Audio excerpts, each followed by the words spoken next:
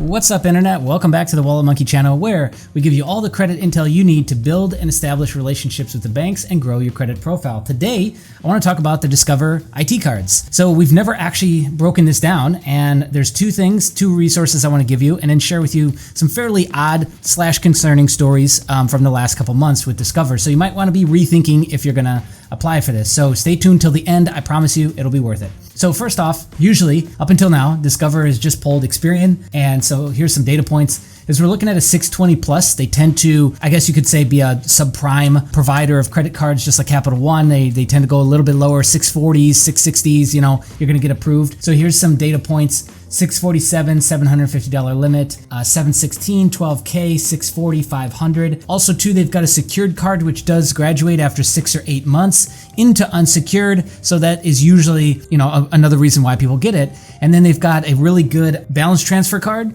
and they've got a business card, which you're usually looking at 690 plus. The unfortunate thing is that it still does report to your personal credit. So now let's scroll all the way down and let's look for some extras here. I think we do. Yep, here we go. Okay, so we've got a couple phone numbers, reconsideration and CLI specialist phone number for you. Can only have 2 Discover credit cards, have to wait about a year to get a second card. That's normal across the boards that we've been hearing. It does soft pull for credit limit increases, gives you credit score, a FICO credit score within your account once you are approved and do have a credit card with them. They do offer personal loan products. Yep, we've covered that in other videos. Speaking to a manager will get you a higher credit limit increase versus on application or when you log in. Business cards report to your personal credit. Okay, so that's everything there. If we stroll on over to finding pre-qualified offers page, we just click on this guy here, which these are just used for us to track. I just am curious to see how many people are actually clicking through these. And then, yeah, it'll take you over to this page for pre-approval. Okay, so no hard pull unless you accept the offer. And here is the cards that they've got. They've got the cash back, which is the 5%, which rotates quarterly,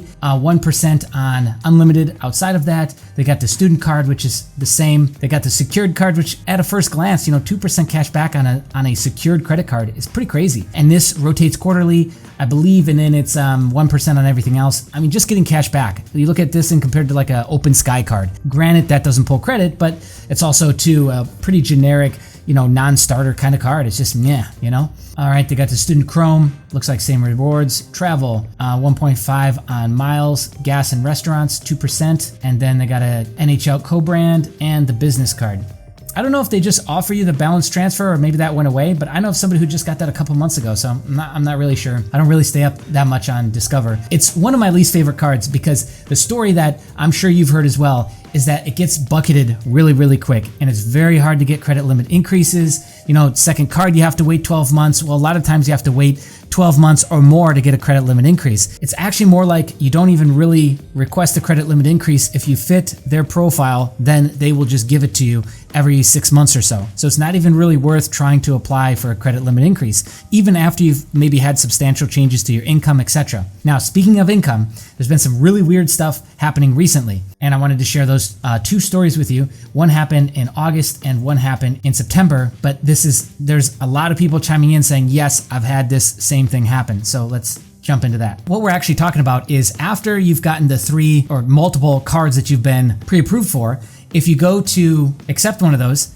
they will ask you for photo ID, social security card, and a recent bank statement. Now, it gets weirder than that, or more interesting than that, is that with some of these situations, they're actually asking for you to essentially give them a 4506. Now, I don't know if it's a 4506T or C, which is the new one. It essentially just gives them permission to go to the IRS and get a copy of your tax returns. This to me is a non-starter. I don't think there was, outside of maybe Amex, would I actually do this, especially for a Discover card. And the reason why is because I just don't trust them to keep my data safe. That's really all this boils down to. Now, if you're lying on your credit card applications, you got bigger problems. But I will say that just the fact that I don't trust them to keep the data, because what Discover is sending you is a link through Equifax to then turn over permission for them to pull your tax returns. Well, Equifax has had breach after breach after breach of private information just dumped all over the internet. So no, I don't trust them to keep my information safe. So if you don't provide the information or the release of information, then they will close the account. If it's been an active account, which I hear that this is just happening at random. So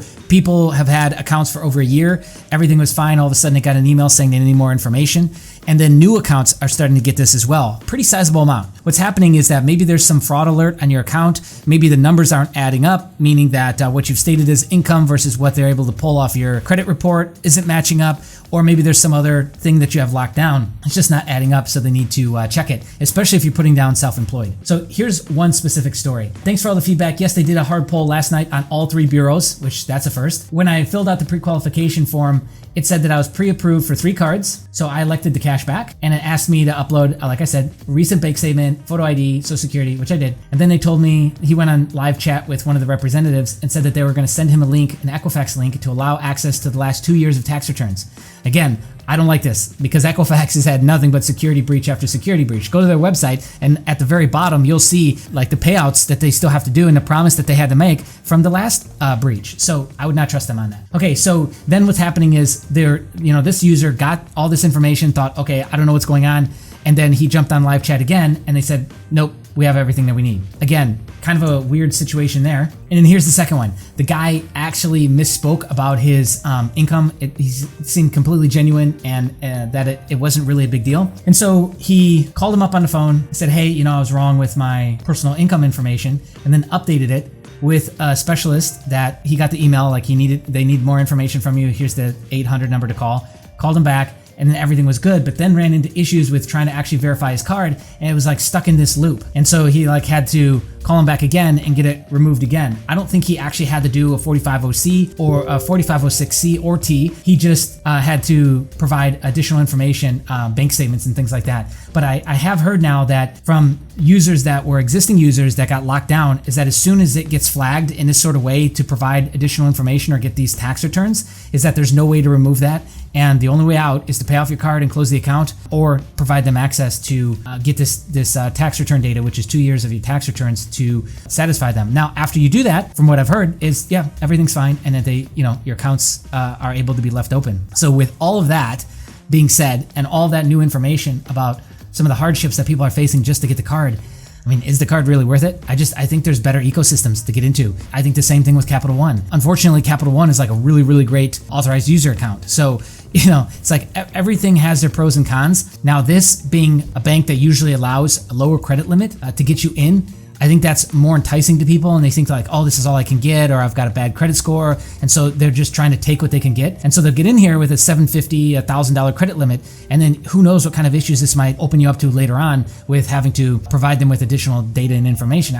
To me, that's not really worth it. There's a lot of 2% cards out there that are great, that give you 2% across the boards on everything. A lot of 3% cards, 2% cards, and so maybe that would be a better option, and taking the time to get into these different ecosystems. So anyways, I'd love to hear your thoughts. Do you have horror stories for us and experiences with getting flagged in their system and having to provide either through Equifax or a 4506 your last 2 years of tax returns? Or do you have a great story with Discover? Have you gotten credit limit increase on a regular basis? I'd love to hear both ends of the spectrum in the comments below. Like this video if you want more people to see it. Subscribe, hit the bell notification. We'll see you again soon. Bye.